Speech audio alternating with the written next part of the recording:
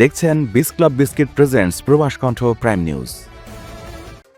মালয়েশিয়ার রাজধানী কুয়ালালামপুরের ব্যস্ততম এলাকা বুকিত বিন্তাংয়ের একটি অনলাইন জুয়া সিন্ডিকেটের আস্তানায় ছটিকা অভিযান চালিয়েছে দেশটির ইমিগ্রেশন বিভাগ। সোমবার রাতে পরিচালিত অভিযানে 12 জন বাংলাদেশি সহ মোট 19 জন বিদেশি নাগরিককে আটক করা হয়। মালয়েশিয়ার ইমিগ্রেশন বিভাগের মহাপরিচালক দাতুক জাকারিয়া শাবান জানান, একটি বিশেষ চক্র দীর্ঘদিন ধরে বিদেশি নাগরিকদের টার্গেট করে অনলাইন জুয়া পরিচালনা করে আসছিল। গোপন সংবাদের ভিত্তিতে প্রায় 1 মাস পর্যবেক্ষণের পর সোমবার রাত 10:30 বুকিত বিন্তাংয়ের জালান আলোর, জালান চাংকাট এবং জালান বেদারা এলাকায় একযোগে অভিযান শুরু করা হয়। মালয়েশিয়ায় 10 রিঙ্গিতের বিস ক্লাব বিস্কিট কিনে এবার গাড়ি জেতার সুযোগ। আরও থাকছে প্লে স্টেশন, 10টি বাইসাইকেল ছাড়াও 20টি আকর্ষণীয় গিফট হ্যাম্পার। অংশ নিতে আপনার নাম, ফোন নম্বর, দোকানের নাম আর ভাউচারের ছবি পাঠিয়ে দিন কিউআর কোডের লিঙ্কে। অফারটি চলবে 28 ফেব্রুয়ারি পর্যন্ত। এতে পুত্রজায়া সদর দফতরের বিশেষ ট্যাকটিক্যাল টিমের 25 জন কর্মকর্তা এ অভিযানে অংশ নেন।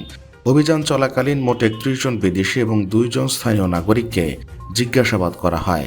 যাচাই বাছাই শেষে 19 জনকে আটক করে police.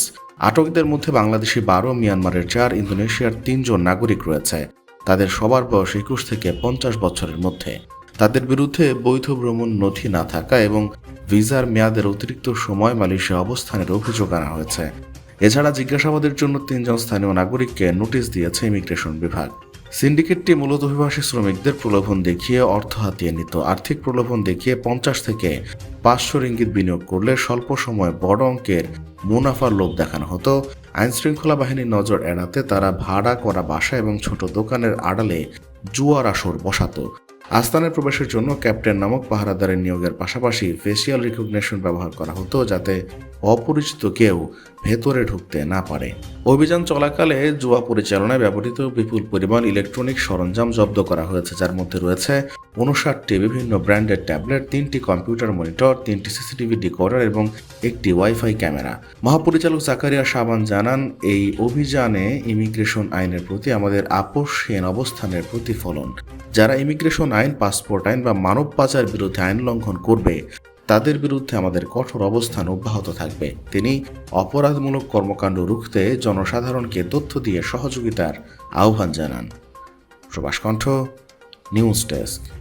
Buy 8 ringgit worth of Mr. Noodles and stand a chance to win exciting gifts, including a motorcycle as a first prize.